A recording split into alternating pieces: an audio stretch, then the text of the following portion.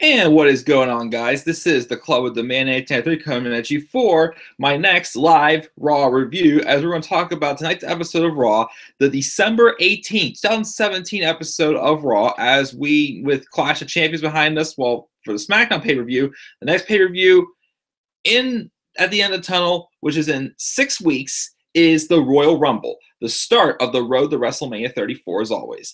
And before we get into the review, of course, I just wanted to just share with you my little treat that I just put up before I started this review. I know it was kind of late to get all of my Christmas decorations up, but I still live at home with my parents, and we went away for my sister to come home, as we've done the past few years since she went away to school, and she's now doesn't live in the state anymore. So we decided to wait till tonight, when she was home, to put up our Christmas decorations. I just wanted to show you my tree real quick. There's a short little fiber optic, like Charlie Brown sized tree, pretty much. Well, not as bad as a Charlie Brown tree, pretty much. Just some basic ornaments. We also have my little mini train and a nativity scene. I can't really fit a big tree in my room, so this is really the most I can do. And yes, as you notice right here, I'm not even joking. I even have like a ladder and a chair as well. But one year, my parents literally found these tables, ladders, and chairs ornaments on WWE Shop, so they got me them for Christmas. So I have a little bit of destruction on my tree as well. But I just wanted to show off my tree, as I'll probably, with being Christmas, I will include my tree in the background of my reviews for the next couple of weeks as well, just to be in the Christmas spirit. Thank you for the comment on the tree, TN Couponer. And Robbie says, "Who wants to walk with the horsemen?" We'll get to that at the end of this review. I'll give a good plug for that project as well. I look forward to that as well, but we'll talk about that at the end of this review. So tonight's episode of Raw, I'll give it. It wasn't too bad of an episode of Raw. I did fall asleep briefly, though, during the six-man tag match between the Bar, Samoa Joe versus Rollins, Ambrose, and Jordan. I just had a long day, so I just briefly fell asleep by that. But overall, the show wasn't too bad. It wasn't great. I enjoyed a little bit more than Clash of Champions we got last night. It wasn't really astronomically awesome, but I thought it was a good show. So let's get right into it and talk about it. First up, we had the announcement of what we expected to happen regarding the Universal Championship, as it was broadcasted for Brock Lesnar to return to Raw to find out, who his opponent was going to be at the Royal Rumble pay-per-view. Last week, the feud between Braun Strowman and Kane randomly was thrown into a number one contenders match, and one of them was going to be facing Brock at Royal Rumble, which I'm like, okay, I mean, we've already seen Brock beat Braun. I'm sure Brock versus Kane is going to be kind of flat. So, like, why should I care that much? It's probably just a pushover match till Brock faces Reigns at WrestleMania.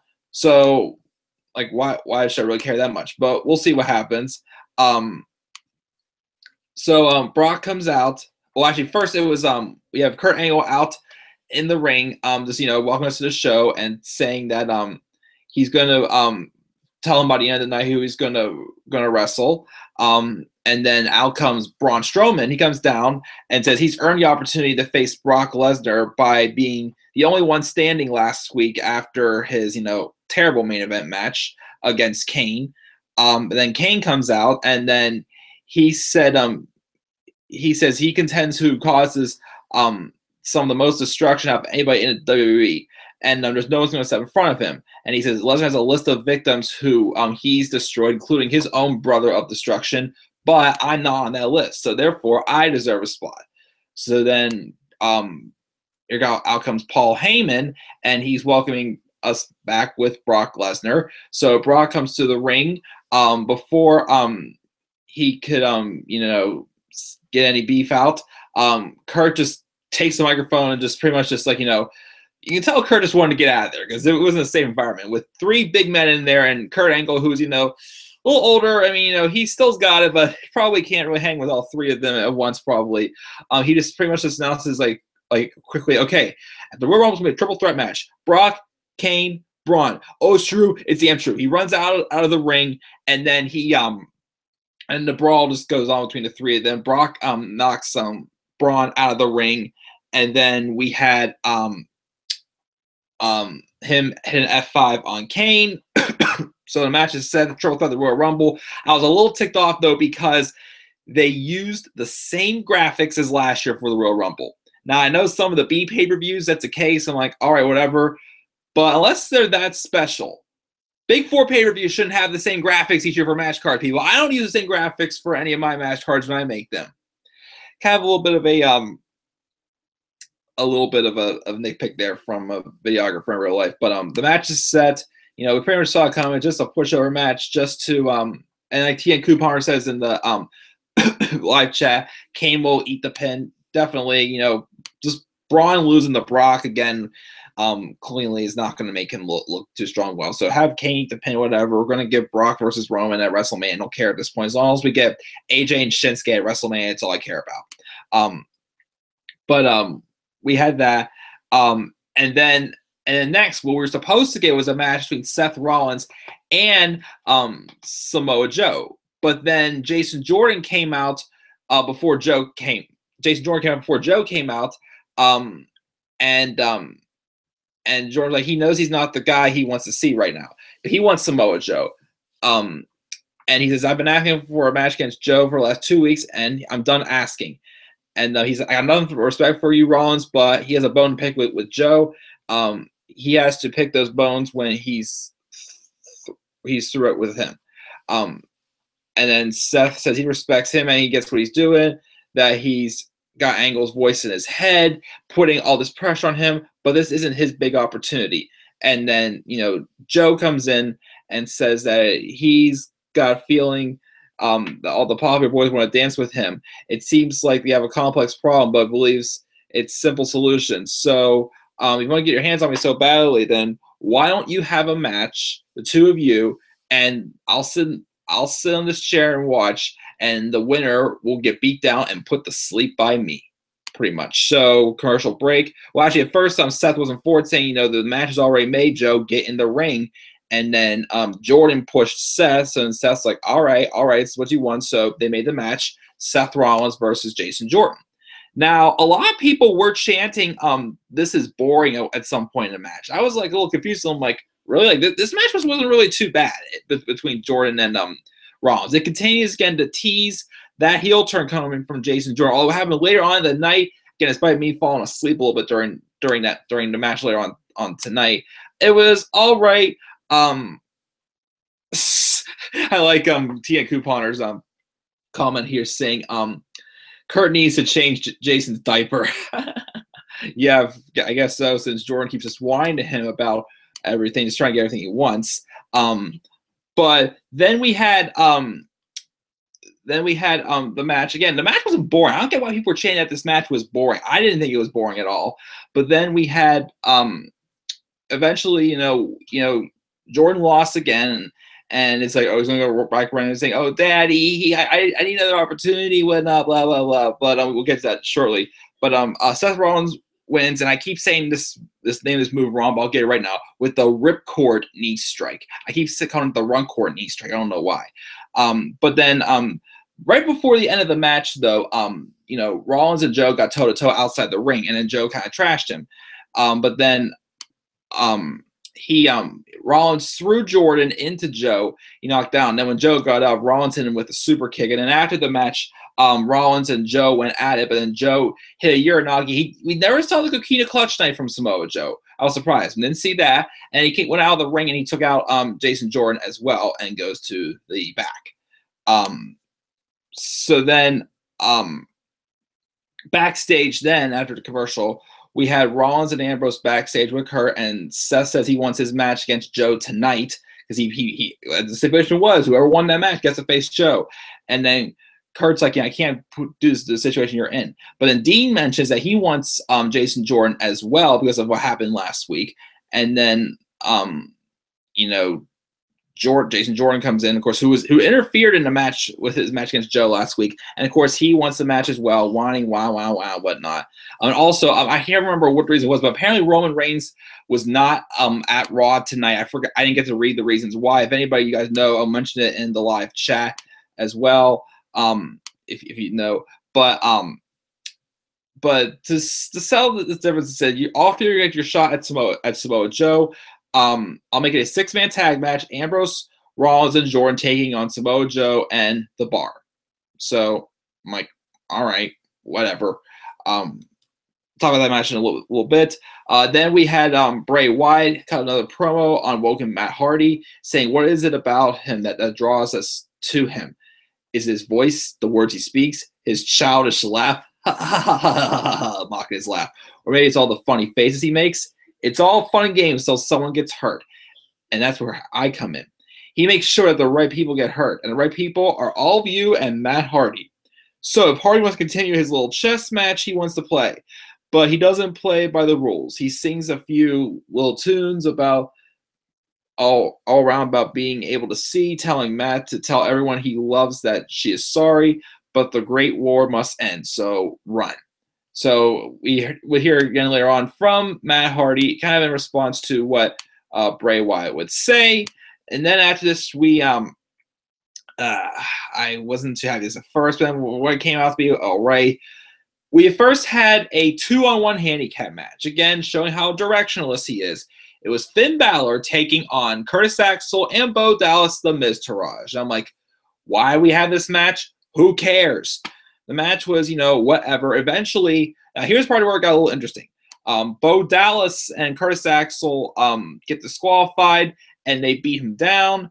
And then I'm like, okay, somebody's coming out, but who's it going to be? What's so important about this? All of a sudden, the music hit. And for a second, I'm like, who is this? All of a sudden, I'm like, that's right, Hideo Itami is supposed to be debuting on 205 Live tomorrow night. Makes his way to the ring and saves Finn Balor from the Miz Taraj. And then instead for another match, a tag team match, which again, we're getting several people participating in multiple matches, and I don't know why. We had a tag match. It was, Balor and Itami against the Miz Taraj. Match was, whatever it was, it was mainly just I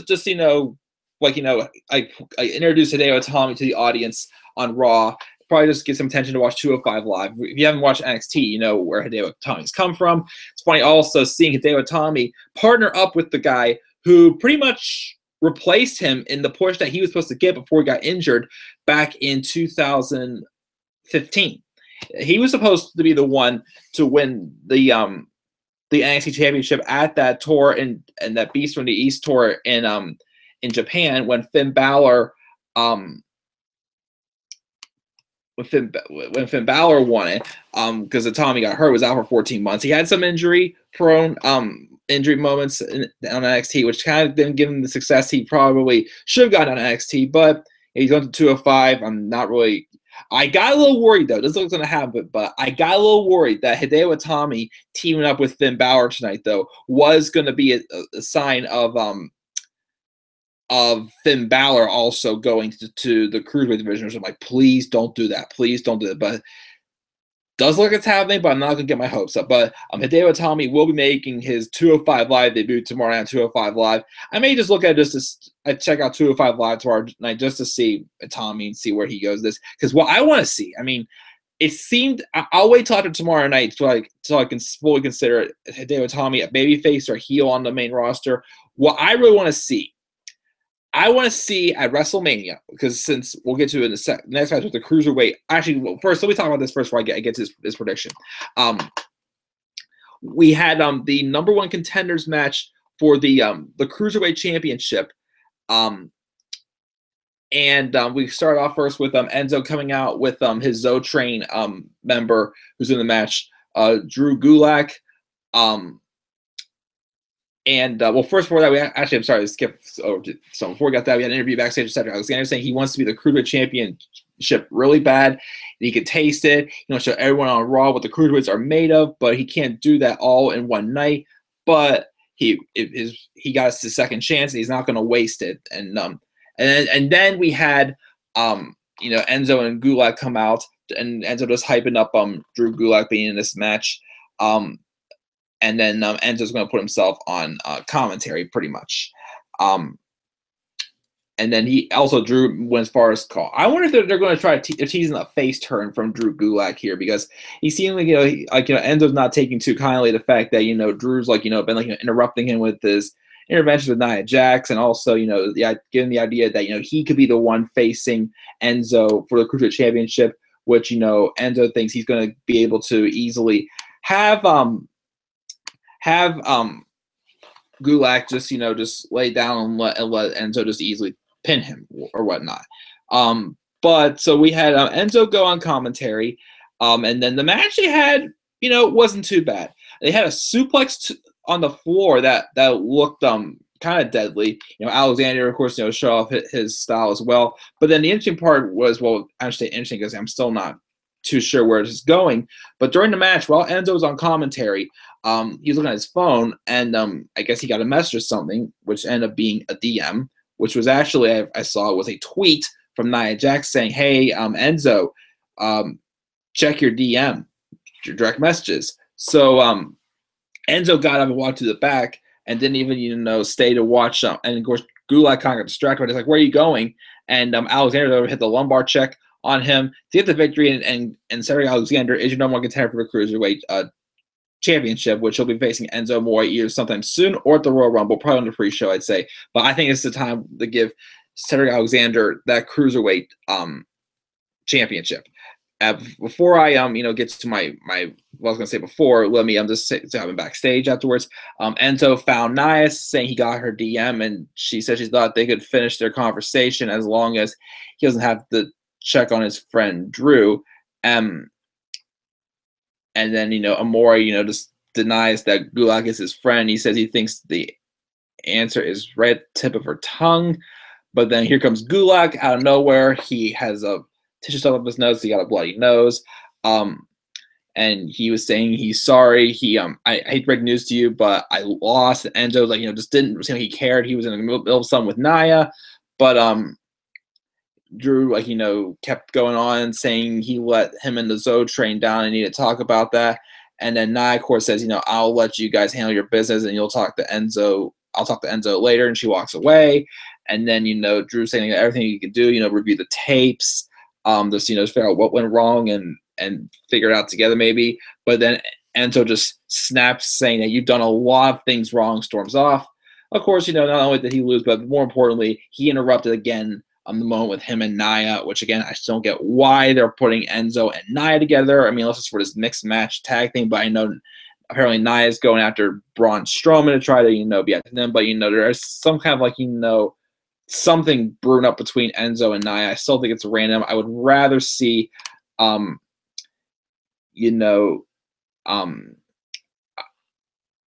would rather see Nia just being focused on being just a monster in the women's division and not being, someone's lover right now, because I'm sorry, just love stories don't seem to work. And don't you turn it into a love triangle, please. After seeing what happened with Cedric Alexander, Noam Dar, and Alicia Fox, please don't go down that route again. I'm begging you. But anyway, so getting back to a Tommy debut and with Alexander winning the number one contender, have Cedric Alexander win the title off of Enzo either before or at the Royal Rumble pay-per-view.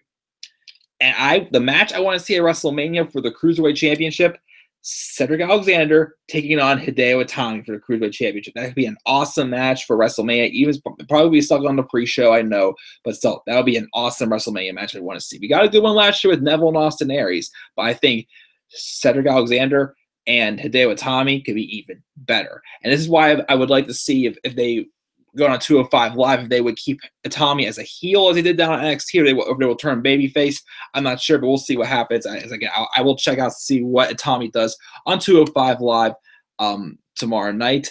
And TN Couponer in the live chat says, "Save us, Cedric, from Poodlehead." Yes, please do that, Cedric. Please save us. Then we had a match, Alicia Fox taking on Asuka. Before the match, we have Alicia Fox being interviewed saying how Absolution spoiled her rematch from Asuka last week, but said lightning will not strike twice, and she'll use what she's learned to break Asuka's streak, or she'll freak out. I'm like, oh, please don't freak out, but I don't want Asuka to lose. And of course, Alicia Fox did get some offense on Asuka, but Asuka, just got her and just, looked dominant again. And then she got her to tap out to this cross armbar finisher that Asuka seems to be doing. And it's to a surprise, we hadn't seen them yet from the match, but no Absolution coming out to go toe-to-toe with Asuka. So that didn't happen, but Asuka wins. She continues to win. Good. again, anytime Asuka comes out, I always just hold my breath like they're not going to screw up. They won't screw up. Please don't screw her up. I'm begging you. So, yeah, that was that. Then we had, which I thought was going to be the main event, but it ended up not being the main event, the 6-man tag match. Jason Jordan and Ambrose and Rollins from the Shield. Again, Roman Reigns was not at Raw tonight. I think he was off the tour also for this week. I'm not sure why. I didn't get to read the reasoning why. But they took on Samoa Joe and The Bar, Cesaro and Sheamus. The match was all right. Again, I expect this to be more of a match they wanted to get. All of them were going to be fighting to get their hands on Samoa Joe. We didn't really get that too much. But again, I kind of got a little bit of a sleepy spell during this match. I didn't have to pay attention to it as much.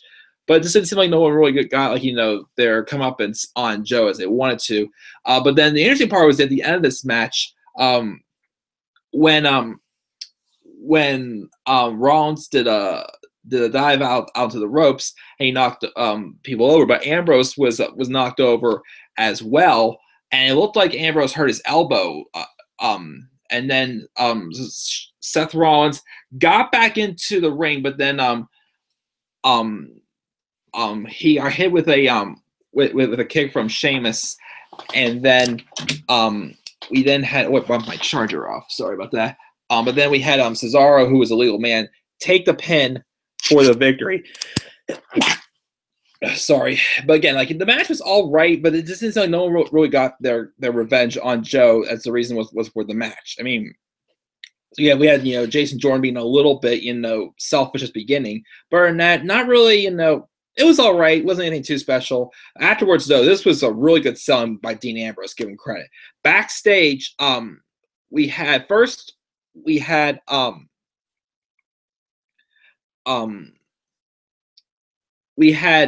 Seth Rollins and Dean Ambrose backstage. Dean Ambrose is being checked on from his elbow injury.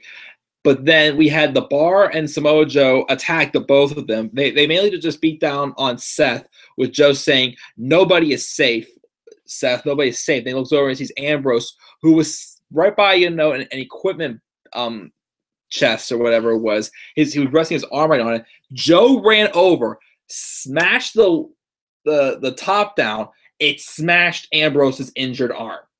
And great sell by Dean Ambrose. It obviously, realistically, that's probably a broken arm, fractured, shattered, whatever. Ambrose is probably, being run off television. I don't know if this is going to be, an angle that's going to lead to, as we've all been predicting, the Dean Ambrose heel turn and probably have, a roles reverse match against Seth Rollins at WrestleMania. I don't know if this is the start to the build to that, but, I mean, despite the match had not being that great, I still thought that this was an interesting angle as well. So we'll see what happens here. Is Ambrose gonna be mad at Rollins for not helping him out or whatever?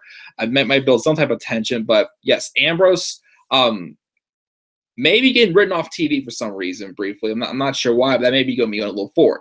But then we had this also before we get into the next segment. At first, I was like, oh, come on, why is she here? We had a limo pull up, and I'm like, who's here?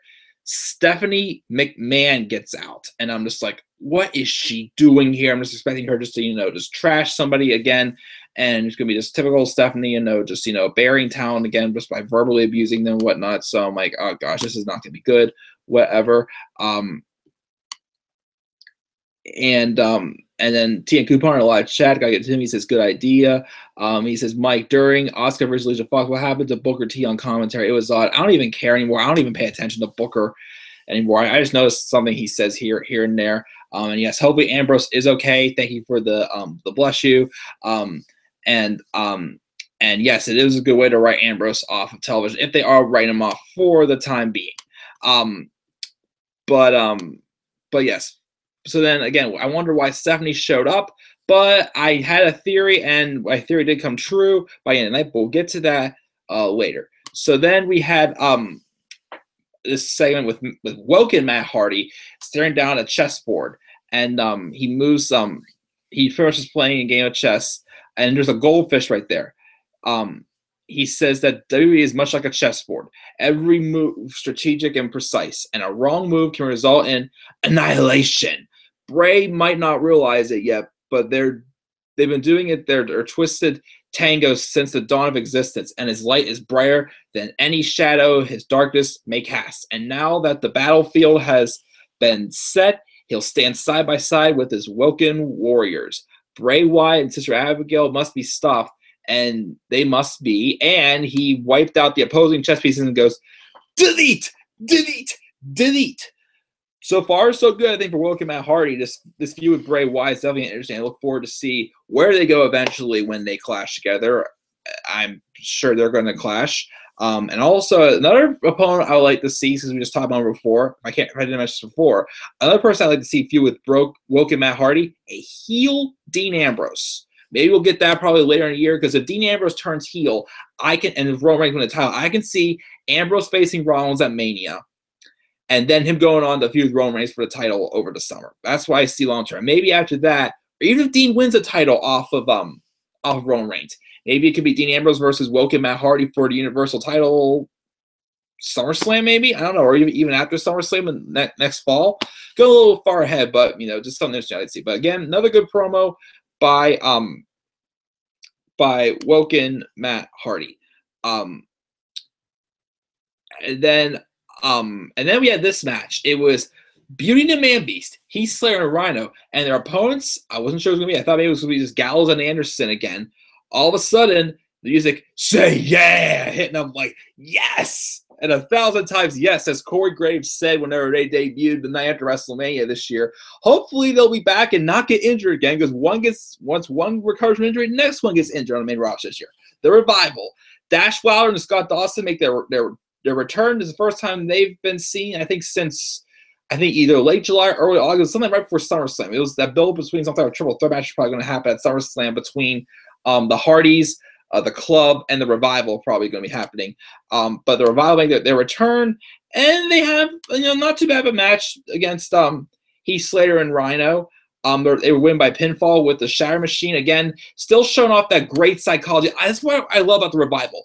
They're villains, they're bad guys, they're heels, but they have great psychology. They're smart. They have that just simple motto: no flips, just fists. They just they're able to trick their opponents and just be able to sneak around things and win like in good quality. That's why I really appreciate the Revival. Their run on NXT was awesome, and again, with them being healthy, I would love to see them be Raw Tag Team Champions in the next couple of months. I think it could happen, but good to see them back.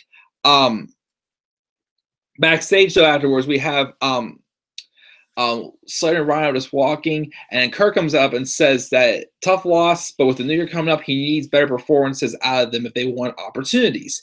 So Slater's freaking out. He's like, I got my kids and Christmas is coming up. But Rhino says that they have to change their attitude. They have to toughen up, and they know exactly what to do. And he's like, well, this hurts, so maybe Heath Slater and Rhino are repacking. I thought at first maybe they were split up another tag team. As a couple months ago, when I think it was around the time where Enzo and Cass broke up, I heard rumors that they were not going to have Heath Slater and Rhino as a tag team anymore. I know Rhino has been busy with stuff with House of Representatives involved in politics in Michigan. I've heard rumors. I thought maybe he was on his way out or whatnot, but it seemed like that they may be teasing like a repackaging of Heath Slater and Rhino. I don't know where they're going to go with it, but we'll see what happens. But they got to do a lot for me to actually care about this. So then we're going to be getting to our main event. And yes, the Revival, I'm happy as well the Revival's back, and that they are an old school team as well. As that old school philosophy they use works very well with their who they are. But anyways, afterwards, before we got to our main event, we had Elias in the ring, Pittsburgh man as well. He's of course says, who wants to walk with Elias? He talks about Tom Brady, which ironically the Steelers just played the Patriots last night in a game and with a controversial call. Not that big in football, that's just what I heard. He mentions how him and Tom Brady crossed paths many times. Tom saying his music is the soundtrack of success, and you listen to it when he's deflating footballs and whatnot, pretty much. And Richard just trashes Tom Brady and says, and then he goes on to eventually says, how Kurt Angle, has tried to put him up some of the toughest lately. He says, well, I have held my ground with them, which is why I'm going to be the first to announce my entrance into the Royal Rumble. So there you go. Our first entrant is Elias. So he has a song he's going to be playing. He starts, but he gets cut off. First, actually, the song was dedicated for Roger Goodell, the commissioner of of the NFL. And then Sasha Banks makes her entrance, and then he goes to carry on, and then Mickey James makes her entrance, and he doesn't like being interrupted, but he admits that it's not going to be bad when the women want to walk with him, and he tries to go for a third time, but then he gave up because when Bayley came out, he's like, that's it, I'm done. And he goes to leave. Bayley offers him a hug, but he's like, nope. He just walks away. So she's like, whatever. So it makes her way to the ring for the match that they have, which is the main event. Which, with this being a main event, this is what got me thinking of why Stephanie was there, and I was right. Also before the match happened, it was advertised that John Cena will be making an appearance on Raw for the Christmas episode next week in Chicago. Again, Christmas Day, we're going to have Raw live in Chicago.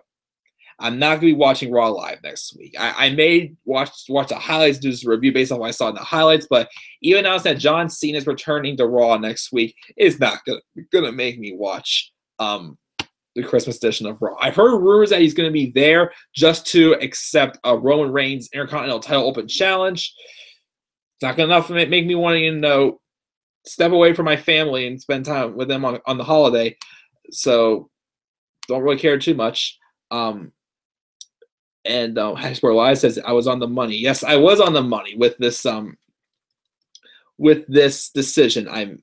With this prediction I made. So the main event match we had tonight was Bayley, Mickie James, and Sasha Banks taking on the team of Paige, Mandy Rose, and Sonya Deville, Absolution. The first time we've seen them tonight. Usually the past 2 weeks they've been appearing twice. The match or segment they're involved in, and to stare down Asuka and almost beat her down.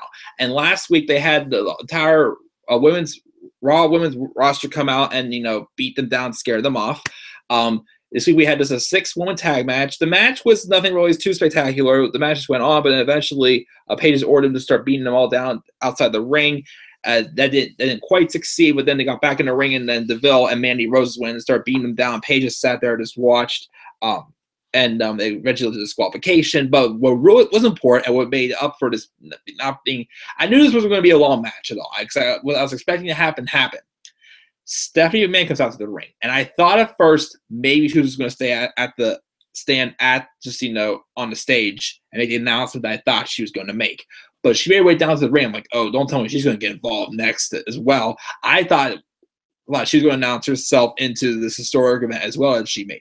She comes out and she makes the announcement talking about how a couple years ago that anyone in this ring turned the Divas division into the women's division and made the women's revolution, which eventually became an evolution, main eventing pay-per-views, blowing the roof off the house. We had Hell in a Cell matches. We had trying to remember what else we had. Hell in a Cell matches.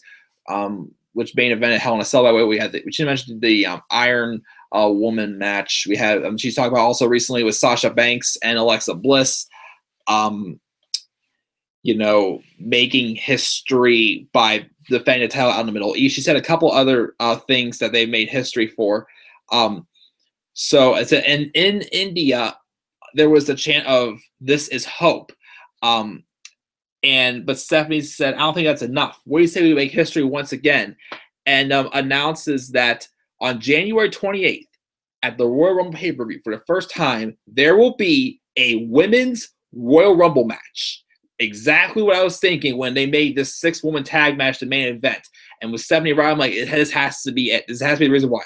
But it's official. And she says, and there's a reason now for a yes chant. And all the women in the ring start doing yes, as they were going to be a part of history. A women's Royal Rumble match will be taking place at the Royal Rumble pay-per-view, along with the men's Royal Rumble match as well, which should both be very exciting matches, of course, as I always look forward to the Royal Rumble every year. Now, how many participants do you think are going to be in this match? I was thinking for maybe 15, but I'd say maybe 20, maybe 30, depending on how many women. We look at the women's roster really quick up on the main roster. I need to see how many. I never got to look how many women there are, excluding the champion. So let's take those two out. Come on. So the app needs to load on the for Raw. We have, let me see here, 1, 2, 3, 4, 5,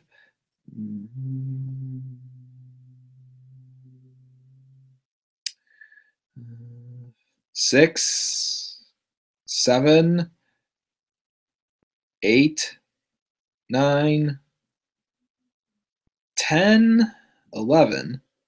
Wow, not many.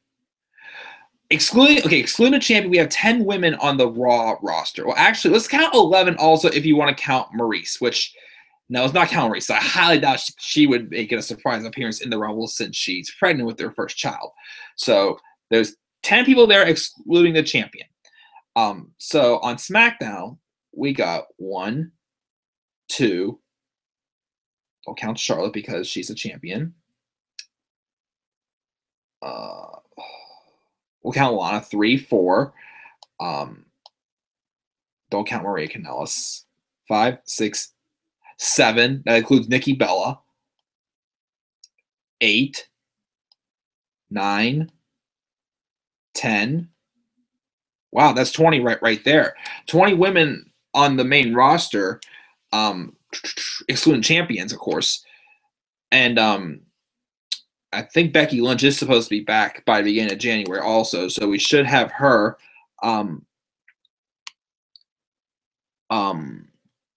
So maybe since there is close to 20, maybe we will get up to 30 women. I didn't think we have that many, but maybe we'll just do 20. But I'm sure the Royal Rumble will have some surprises. This is a historic event. I'm sure we'll have some special guest appearances in this match, but this is Asuka's match to win. As I'm predicting, Asuka wins the Women's Royal Rumble match. Paige wins the title off of Alexa Bliss, either at the Royal Rumble or another possibility would be at the Elimination Chamber pay-per-view if they do a Women's Elimination Chamber match. However, I don't want Paige's title reign to be very brief. I want it to be, kind of long. That's why I would like to see her take the title off of Alexa Bliss at the Royal Rumble pay-per-view. Give her, about a 2-3 month title reign as well before handing it off to Asuka.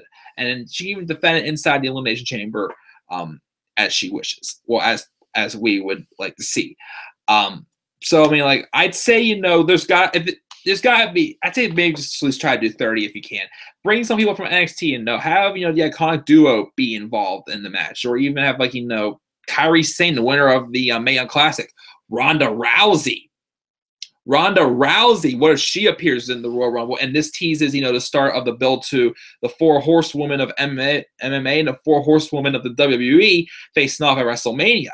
I'm sure you see her. Shayna Baszler is supposed to be making her debut on NXT soon. So I'm pretty sure we can see some surprise. I'd say, in the live chat, let me see here. Also, before I get to this comment by TN Couponer, I bet Stephanie McMahon will be a surprise entering the Rumble. I made a poll on that. Let me see how many votes it got. Would you want to see Stephanie in the Women's Royal Rumble match? 15 votes, 27% said yes, 73% said no. Only if she's going to get her comeuppance. If she's going to go in there and just literally just, destroy everybody, then I don't want to see her. But if she's going to go in there and get destroyed by a bunch of people that, who just want to get their hands on her, like, her and Sasha go at it, or even her and Bayley go at it, even against Nia or whatnot, I'd say go for it. But unless that's not the case, leave Stephanie out of the Rumble. We have them trying to think, getting back to what TN Couponer said in the live chat. He says NXT and surprise entrance, Stephanie McMahon, Beth Phoenix, okay, maybe, Kelly possibly, Trish Stratus, Bella Twins. Those 20, they actually include Nikki Bella, but yeah, Brie Bella, she wants to return. Maurice, though, can't because she's pregnant. Asuka entering number 1. That would be interesting. I'd be interested to see that as well. If you want to make her look strong and dominant, maybe have her enter number 1. I'd like to see that. But that's my pick to win. That's the one who has to win this. But definitely, some people from the past, if you try to get Trish Stratus or, I don't know, if Alita would want to appear in it or whatnot. Beth Phoenix, Kelly, some of the women from the past too. This is a historic event. So the people who didn't get to be a part of it should be a part of it. Especially, like Trish Stratus or Lita as well should be talked about. Unless they don't want to be in it, which is completely fine. Just don't turn it. Just keep it normal Royal Rumble style. Do not turn it into that stupid battle royale that had Santina Marella winning it back at WrestleMania 25. I'm sure this will be a heck of a lot better. History will be made, though. But that's how we end the show, with the announcement of the Women's Royal Rumble match, which I think is great. I'm excited and I look forward to it.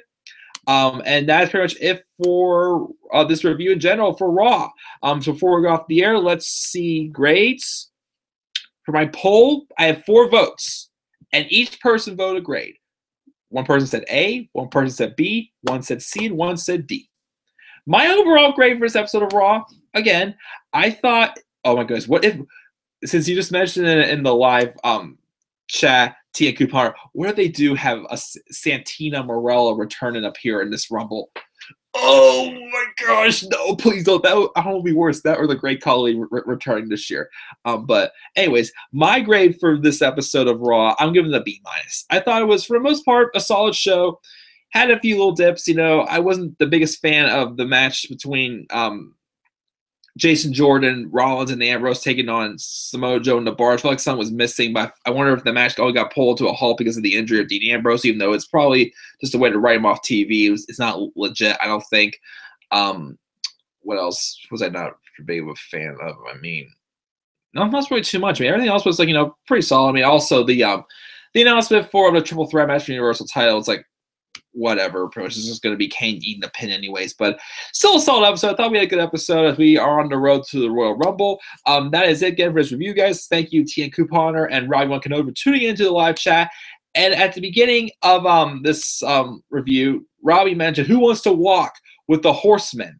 Well, the reason why Robbie said that is because tomorrow night, which I'll probably be missing a part of SmackDown, and if I do review SmackDown, which I will try to still review SmackDown tomorrow, it'll probably be later, because I also, again, want to probably see what Hideo Itami does on 205 Live tomorrow night, this Cruiserweight debut.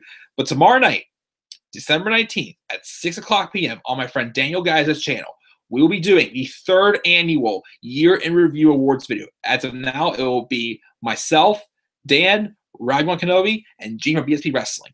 It should be a lot of fun. I know doing this every year. We're going to have 20 different categories. And if you're tuning in, actually, I'll read off the categories really quick before we go off the air here. If you want to participate in the live chat tomorrow night to give us your thoughts on them, here's what the categories are. We will have Male Wrestler of the Year, Women's Wrestler of the Year, Tag Team of the Year, Worst Tag Team of the Year, Main Roster Pay-Per-View of the Year,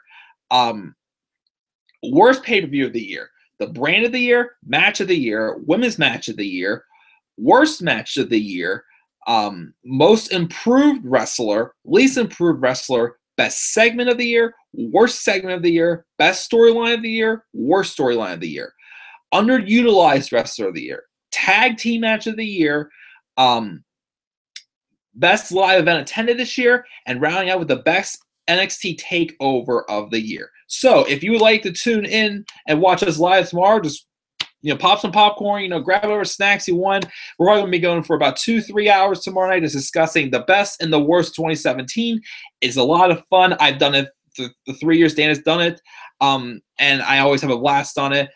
So please make sure to tune in for that tomorrow night as well. Again, I will probably do a live review of SmackDown a little bit later tomorrow night, but I will still do it. But as always, thank you again for watching this video. Please be sure to click that like and subscribe for more content on this channel. Follow me on Twitter at TheManAirboy93, and just stay tuned tomorrow night for the Year in Awards video on my friend Daniel Geis's channel. I will leave the link on my Twitter as well, so you can follow along as well. And with that, guys, I will catch you all later. And until then, guys, have a great night.